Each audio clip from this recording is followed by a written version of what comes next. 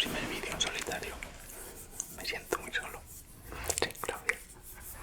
Y es que ella me ha dicho que estaba interesado en que hiciese un vídeo de, digamos, de animales, hablando un poquito de animales. Así que este va a ser el primero. Si os gusta, haré más de uno, ¿vale? Como no puedo hablar de todos los animales en un vídeo, sería un vídeo demasiado largo. Voy a empezar por los animales, digamos, más simples y luego continuaré con otros más complejos como nosotros, que al fin y al cabo somos animales. Me gustaría empezar por el inicio de la vida en la Tierra. Digamos, muchos sabrán ya que la vida empezó en el agua, en el mar. Los peces, digamos que eran el animal más evolucionado hace millones y millones de años. Y llegó un momento en el que algún pez decidió salir a la superficie para ver qué es lo que había por allí y descubrió que había muchísimos recursos que no estaban explotados y que eran fácilmente aprovechables comparado con la gran competencia que había en ese momento en el mar primitivo, donde ya había muchos animales que estaban cazando y siendo cazados. Así que estos primeros peces que fueron capaces de arrastrarse, digamos, por el suelo, fueron los pioneros, los primeros que colonizaron la Tierra. Con el paso del tiempo, millones y millones de años, estos peces evolucionaron hacia lo que se llama anfibios. Anfibios. Y es el primer grupo del que voy a hablar en este vídeo, los anfibios. Estos evolucionaron de forma que eran capaces de caminar y saltar, moverse de forma más efectiva en la tierra, y cada vez fueron dependiendo menos y menos del agua. Por lo tanto, podían estar más tiempo en tierra y menos en agua. Pero todavía necesitaban estar cerca del agua. Por eso los anfibios, los que nos encontramos hoy día, que son los antepasados de estos primeros, necesitan estar cerca del agua, principalmente agua dulce, arroyos, ríos, lagos, estanques, porque requieren tener una alta humedad y principalmente porque todavía sus crías, luego hablaré de ello, son todavía acuáticas, dependen enteramente del agua. Así que vamos a empezar con el primer grupo de animales, que son los anfibios. ¿Cuáles son los anfibios? Bueno, pues hay principalmente dos grupos de anfibios. El primero de ellos, la mayoría de la gente ya lo tendrá en mente. El segundo, puede ser que haya mucha gente que no lo conozca o que no caiga ahora mismo en ellos. El primer grupo, los más famosos, son los que se llaman anuros. ¿Qué significa anuro? Anuro en latín es sin cola, porque los anfibios se dividen en anfibios sin cola y otro grupo que es con cola. ¿Cuáles son los anfibios sin cola? Las ranas y los sapos. Hay mucha gente que le tiene cierta aversión a estos animalitos. No entiendo por qué, porque son la mayoría inofensivos. Y los anfibios están en la base de la cadena alimenticia y por lo tanto son muy importantes para cualquier ecosistema. Hay muchísimos animales que dependen de ellos y si desaparecieran, estos animales desaparecerían también. Por lo tanto, hay que intentar cuidarlos un poquito más y no molestarlos mucho cuando los veamos. Bueno, pues he dicho que son los anuros. Son las ranas y los sapos. Mucha gente todavía piensa que la rana es la hembra y el sapo es el macho, pero no es así. No es así, son especies distintas. Hay muchas especies de ranas y muchas especies de sapos, simplemente son distintas.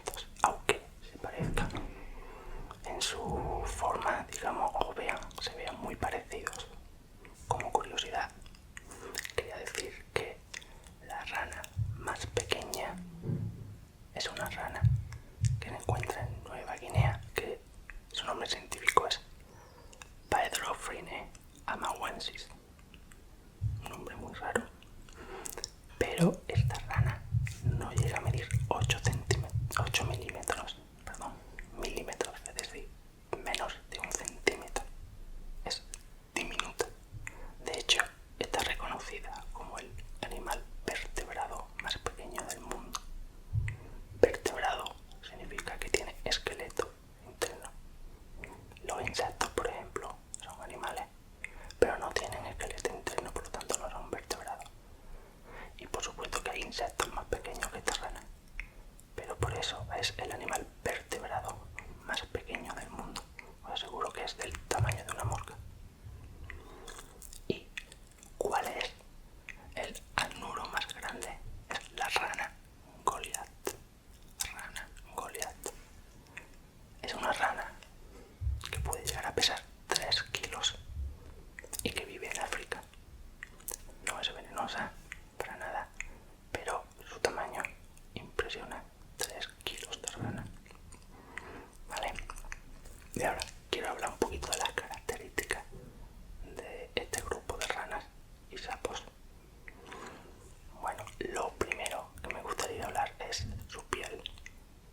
Su piel es muy diferente a la del resto de animales. ¿Por qué? Porque es una piel que no es totalmente aislante del medio exterior, sino que es una piel que permite el paso de agua principalmente, de otros químicos e incluso, y aquí va la bomba, e incluso de aire. Sí, los anfibios pueden respirar a través de la piel. Es por eso que requieren estar en zonas templadas, es decir, de temperatura suave y con mucha humedad, siempre cerca del agua. ¿Por qué? Porque su piel no se puede secar. Es verdad que los sapos tienen una piel un poquito más gruesa que las ranas y por lo tanto tienen más independencia del agua, pero tanto uno como otro requieren tener la piel húmeda. Los dos tienen la piel recubierta de una capa de moco, que es un moco antibacteriano. Pensad que con esa piel tan transpirable las bacterias podrían entrar y salir perfectamente y producir infecciones. Para protegerse tienen un moco antibacteriano. Por eso si vosotros alguna vez tocáis con vuestras manos alguna rana o algún sapo y removéis esa capa protectora, que sepáis que ese animal lo más normal es que tenga una infección y por lo tanto finalmente muera, porque esa capa es muy importante para ellos. Además hay que tener cuidado con este moco, porque hay algunas especies que son venenosas, sobre todo en Latinoamérica. Hay ranas que pueden ser diminutas, pero que son muy venenosas. Ese moco es el que utilizaban antiguamente muchas tribus del Amazonas para ponerla en la flecha o en la punta de su cerbatana, la punta de su cerbatana, para darle ese veneno que utilizaban ellos. Tan transpirable es la piel que cuando queremos dormir una rana o un sapo podemos simplemente meterlo en un baño de agua con un líquido anestésico, igual que se hace con los peces, y a través de la piel ese anestésico entra en ello. También podemos usar a veces un gel, tipo gel, se lo restregamos por la piel y finalmente también terminan durmiéndose, o bien cubrirlo con un trapo, un pañuelo regado en líquido anestésico y finalmente se duermen también. ¿Vale? ¿Cuál es otra característica de estos animales?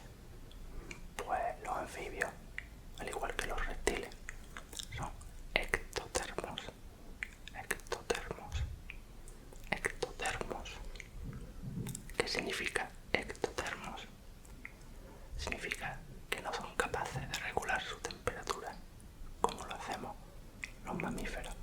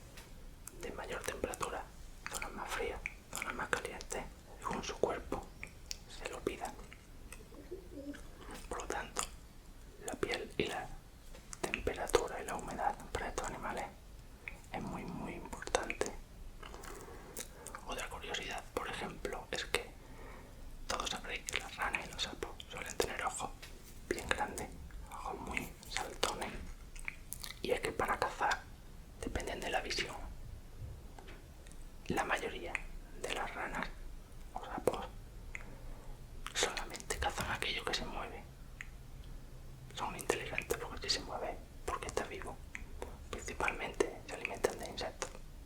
Cuando ese insecto se mueve, ellos detectan movimiento y entonces lo cazan. ¿Cómo?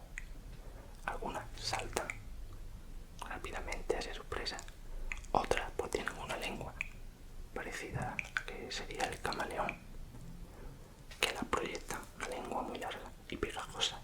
La proyectan, el insecto se queda pegado a la lengua y hacia la boca. Además son muy glotones, son capaces de comerse todo lo que le quepa en la boca, se lo comen. Y esto son algunas curiosidades de ranas y sapos, es decir, de los anuros. ¿Y cuál es el otro grupo de anfibios que he comentado que son menos conocidos? Son aquellos que tienen cola, son los caudados, que significa animal con cola. Pues estos animales son salamandras y tritones. Mucha gente lo confunde con reptiles, con lagartos, porque parecen lagartijas, pero no son lagartijas, son anfibios. En realidad son ranas con cola, básicamente. ¿Cuál es la curiosidad de estos caudados?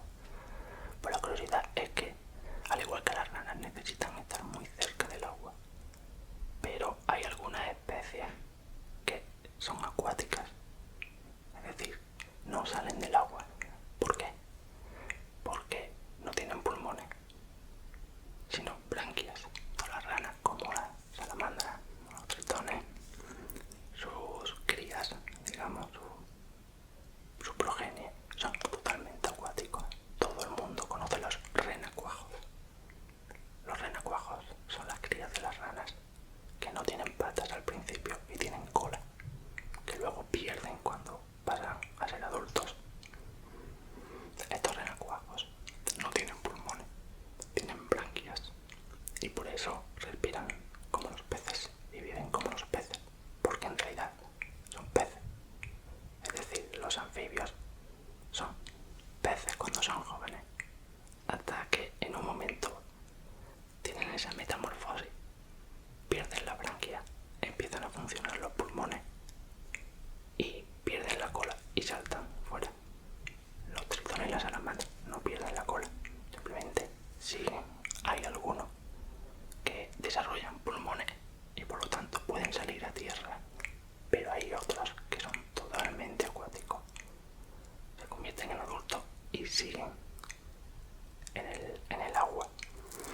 De estos de los acuáticos, el más famoso se conoce sobre todo en México, porque es un símbolo, un animal importante en México, es el ajolote o axolote.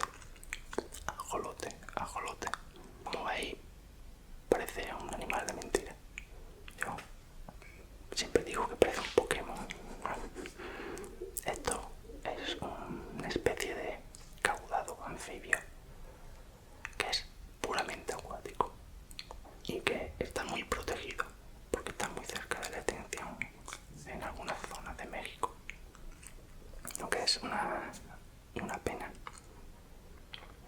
Y al igual que las ranas, también transpiran por la piel. Se me ha olvidado decir que hay algunas salamandras, algunos tritones, que tienen solamente 2 patas. La mayoría tienen 4, pero hay algunas que tienen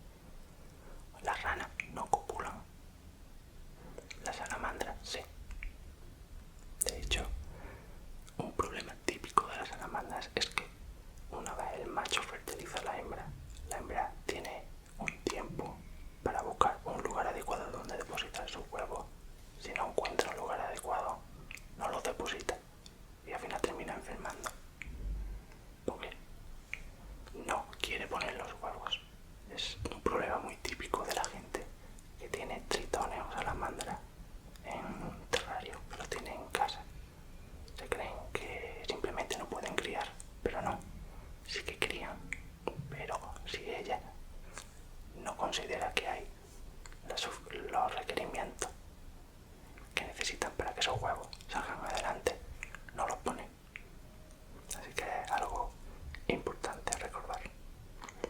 Y otra curiosidad, salamandras y tritones, que me dejó, cuando lo aprendí, me dejó un poco congelado, es que son capaces de regenerar sus extremidades. Es decir, si alguna vez veis una salamandra o un tritón que le falta un brazo por cualquier motivo, que sepáis que ese brazo vuelve a crecer. Algunas tardan 2 o 3 meses, otras especies necesitan un año, pero ese brazo vuelve a crecer, lo cual me dejó bastante impactado porque parece de película. Y bueno, quería terminar los anfibios hablando pues de que la mayoría de las especies están amenazadas.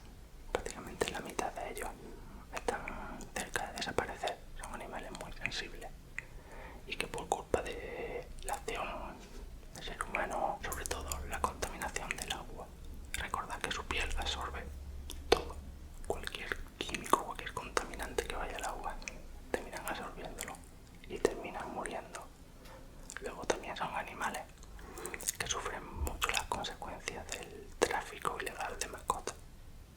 Son algunos de ellos, la gente los quiere como mascotas para tenerlos en casa, en su terrario y demás, y llegan incluso a atrapar animales salvajes y ilegalmente comercializarlos. Y lo último es que quería hablar de una enfermedad que viene como consecuencia de este tráfico ilegal. Una enfermedad que está acabando con las salamandras y los tritones de muchos lugares. Es un hongo que las ranas lo transportan. Es decir, las ranas no se afectan por este hongo, pero sin embargo se lo pueden pegar a la salamandra. Y estas salamandras, la mayoría termina muriendo. Y hay zonas, tanto en Europa como en América, que se han muerto más del 90% de las especies en cuestión de un par de años. ¿Por qué? Porque este hongo se ha distribuido a través de una rana africana, que es muy típica como mascota y también utilizada también en investigación. Esta rana en algún momento escapó, hubo un escape en algún lugar, se reprodujo en un área que no es el suyo y terminó infectando a todo lo que había alrededor. Por eso hay que tener mucho cuidado cuando movemos animales de una zona a otra, porque al final hay muchas especies que se convierten en especies invasoras que terminan destruyendo y acabando con las especies locales, y eso hay que tener muchísimo cuidado. Y bueno, esto es lo que quería contaros de los anfibios. En lo próximo sería, digamos, el siguiente animal en la cadena evolutiva, como son los reptiles, que también generan mucha adversión a mucha gente, pero que son muy importantes, y espero que le cojáis un poco de cariño después de mi vídeo. Así que nada, en el próximo vídeo hablaré de los reptiles, que básicamente fueron aquellos anfibios que desarrollaron una piel más gruesa o con escamas. Ya lo comentaré en el próximo vídeo, y por lo tanto son más independientes del agua, no requieren estar tan cerca del agua, salvo aquellas especies